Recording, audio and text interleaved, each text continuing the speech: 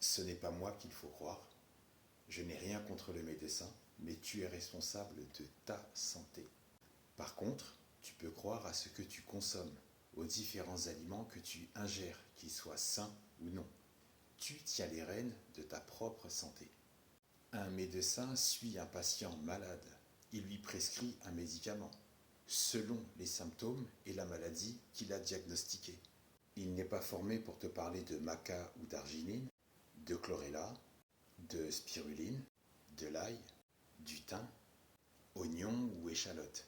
Mais ce médicament qu'il te prescrit, il en connaît la molécule principale, la molécule dite active. Mais il ne te parle pas de l'excipient qui fait partie de ce médicament. Excipient qui n'a aucune propriété thérapeutique ou préventive, son rôle est d'assurer une couleur, un goût agréable et une stabilité au médicament.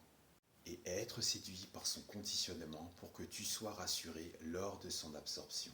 Donc c'est l'association d'une molécule au principe actif et d'un excipient qui n'a aucune activité pharmacologique et qui va se loger dans ton organisme. Donc le médicament plus l'excipient qui devient le véhicule de la substance inactive pour faciliter l'administration et la conservation du principe médicamenteux ingéré, tout ça, ça part dans ton corps. Arrivé en pharmacie, une fois sur deux, je n'ai pas ce médicament, mais j'ai un générique. Ne vous inquiétez pas, c'est la marque qui change, mais c'est pareil. Ce qu'on ne dit pas, si la marque change, les excipients changent, la qualité change aussi.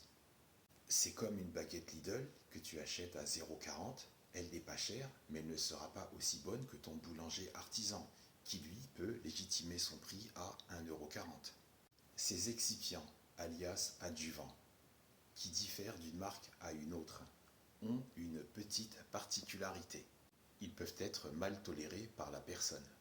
Tous les médicaments génériques sont susceptibles de contenir des adjuvants susceptibles de présenter des réactions allergiques ou autres signes d'intolérance, comme l'eczéma, les troubles digestifs, les chutes de tension et plein d'autres effets indésirables.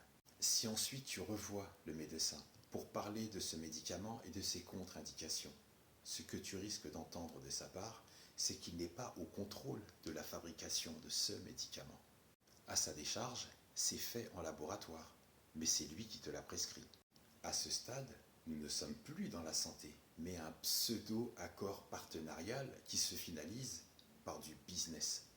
Ta santé est beaucoup plus précieuse que ça, et que la paix soit avec toi.